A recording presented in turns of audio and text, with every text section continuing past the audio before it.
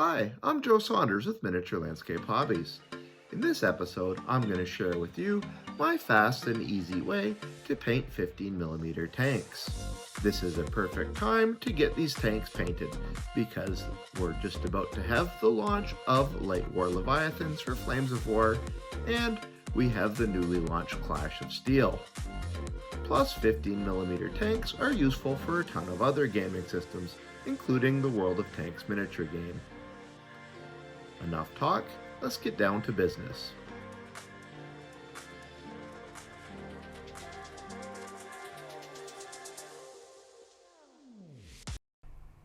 Miniature Landscape Hobbies is proudly supported by these sponsors.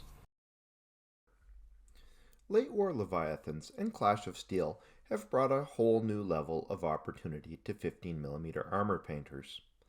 The Late War Leviathans, as an upcoming addition to Flames of War, and Clash of Steel as a new standalone game, are opening up new options for miniature painters. These products add a variety of interesting vehicles, from late in World War II to the early Cold War. This provides a host of new model tanks to game with, which are all vastly different from what most 15mm wargamers are used to. Now, before we dive in on how to prepare these models, I need to mention that these new vehicles will not be for everyone. The idea of using models that didn't actually take part in World War II, or any war for that matter, has been surprisingly divisive with hobbyists, dividing the historical purists from those looking for a new element to add to the existing game. Fortunately, the solution to all of this is quite simple. If you don't want vehicles that are not strictly historical in your games, then don't use them, and make arrangements with your fellow players to leave them out. If you just want to run with the rule of cool, though, use these new armored beasts and enjoy the fun. Now back to why we're really here, painting tanks fast. Before you pick up a paintbrush, there are a few questions you need to ask yourself. How fast do you want to be? Make a plan about the level of detail you want and stick to it ahead of time. There will, of course, be trade-offs inherent to working quickly, and only you can decide what is important and what isn't. You see, the key to painting tanks, or really anything, in a way that's fast is making a process that works for you and continue to follow it until you are efficient, stopping occasionally to make refinements and add or remove steps. For this reason, my speed painting method involves midtones, highlights, shading through washes, chipping, crew, larger details, weathering, and lining in. This is also still a pretty high standard, but that is just what I like, and since the channel requires close-up photography, this defines the minimum standard I paint to. You, of course, may want to do something different. This brings up the next point. You can omit any steps you want because of limitations in supplies, tools, or just to speed the process up. In particular, you may want pristine tanks, so you can avoid chipping and weathering. Another aspect I think you could probably leave out easily is lining in. I love contrast on my models, but for wargaming purposes, you might find this step unnecessary. Lastly, before I cover my process, I wanted to say that I'm going to demonstrate using a batch of British Leviathans, the tanks from the British vs. Germans Clash of Steel set. Obviously, you could adapt a process to any type of tank or color scheme. I'm just providing an example here. So now, onto my super fast tank painting process. What would be your ultimate bucket list item as a miniature builder or model painter? How about traveling to the miniature gaming capital of the world?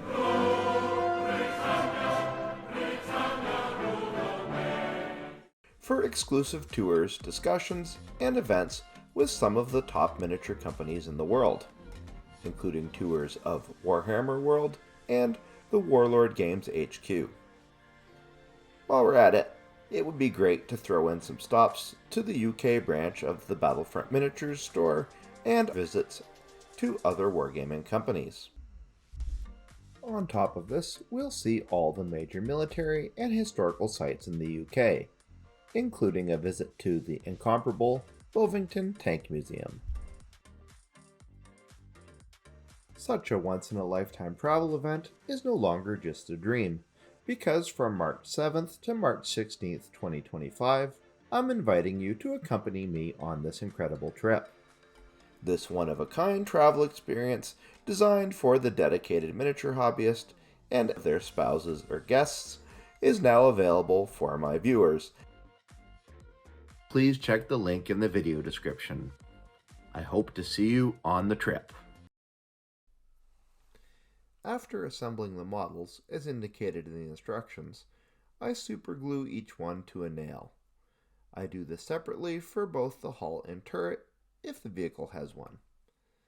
The nail makes for easier handling during the painting process, and since it adheres to the bottom of the tank or turret, any marks that are left by removing the nail will be out of sight.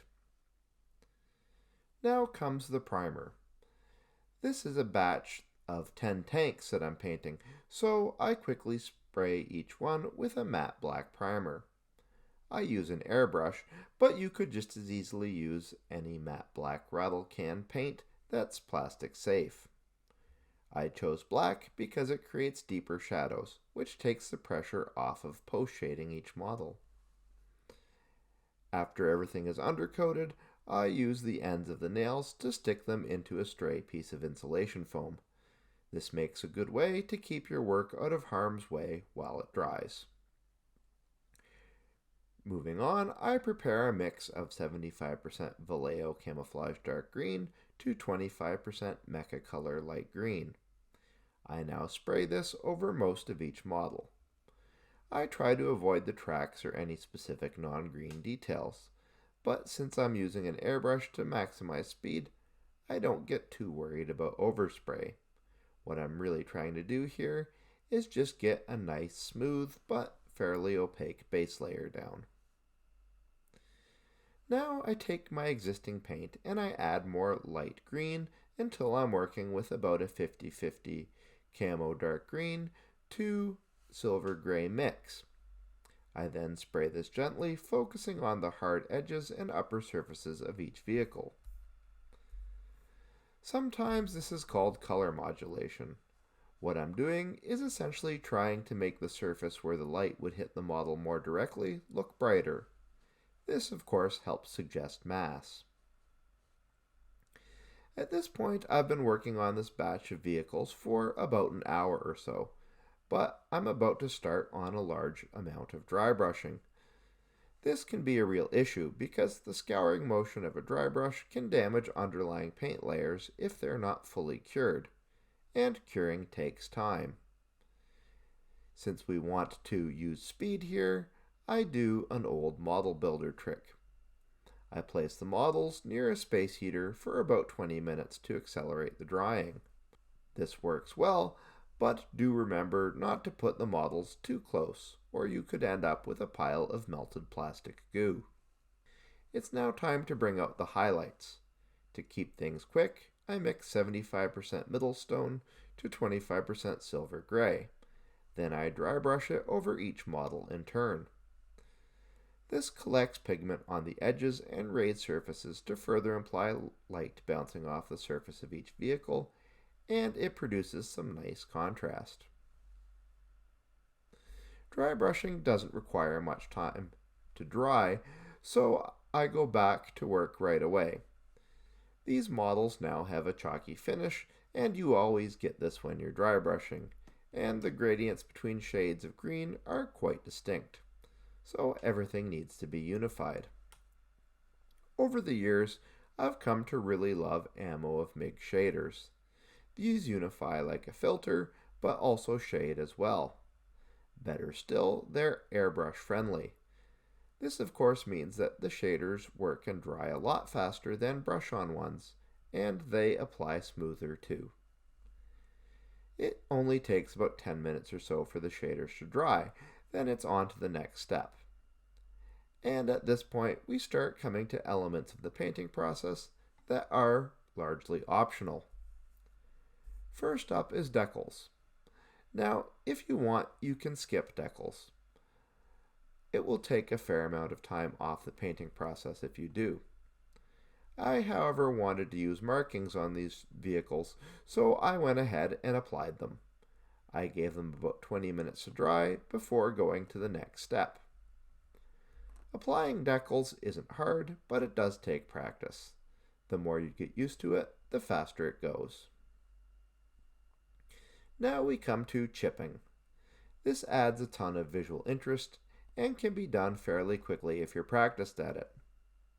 However, I wouldn't call chipping crucial.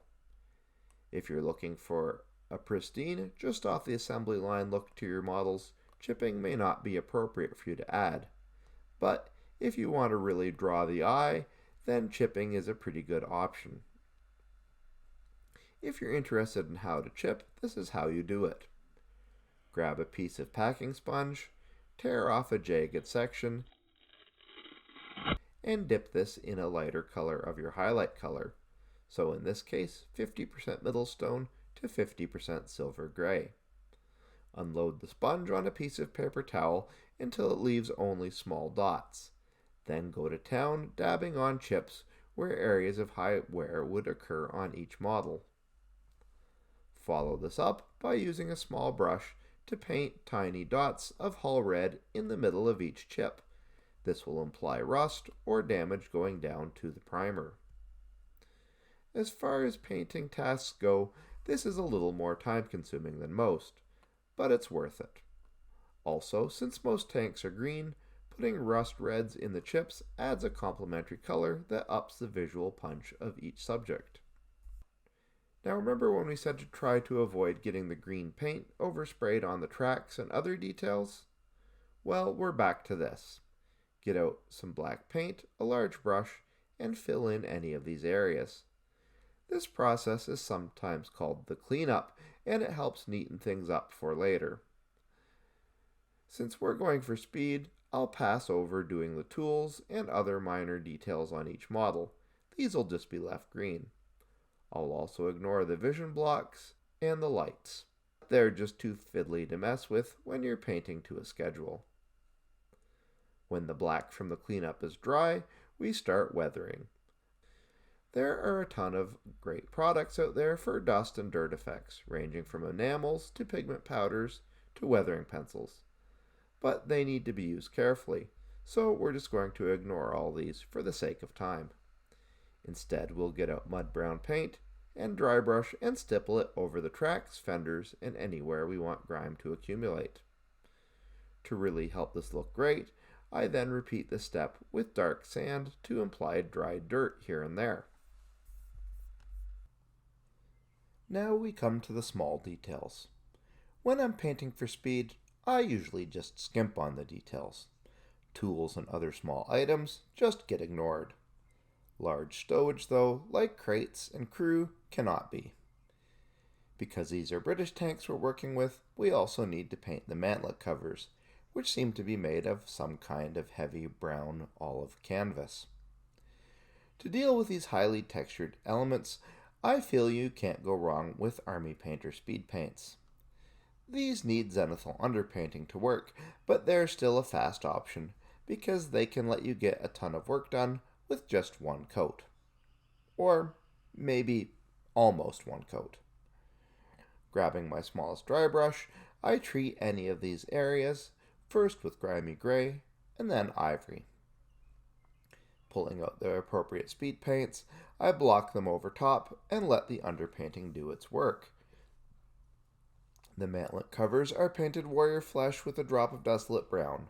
The driver's uniform is painted pallid bone, and so forth.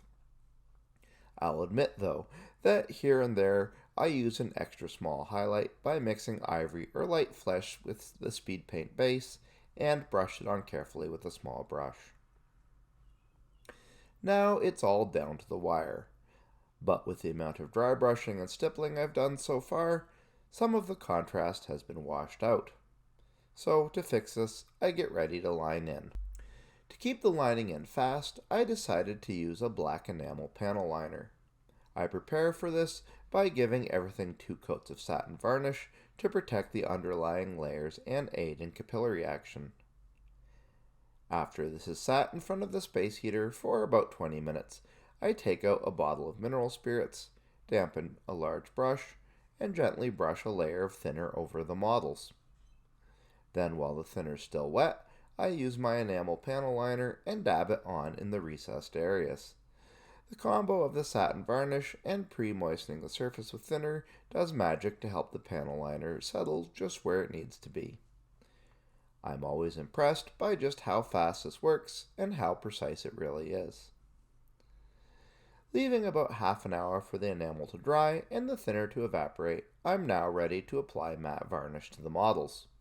As a wargamer, you might be tempted to skip on this step, but don't.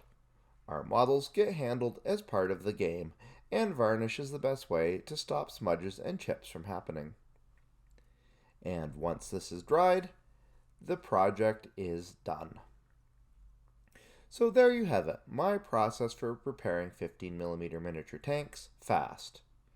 Using this method, I completed a batch of about 10 tanks in 4 evenings of work. For me, this is a good trade-off in detail versus time. You, of course, may have other ideas or different standards. What I hope you can get out of this video is your own inspiration and techniques for handling your tank painting in a timely manner that still looks great. Now I need to get down to work on some Axis models, so my new British Leviathans have an opponent. Miniature Landscape Hobbies is committed to bringing its viewers the best in miniature building content. I would really appreciate it if you would consider helping the channel in one of 2 ways. The first way is to leave a one-time donation by making a super thanks comment. The other is by considering joining our Patreon. Our Patreon community is growing all the time, and it offers tons of perks. Thanks for your time, and now back to the episode. If you'd like to learn more about painting 15mm tanks, please watch this video, or consider watching this other video instead. Thanks for watching, see you next time, and as always, remember to keep building life in miniature.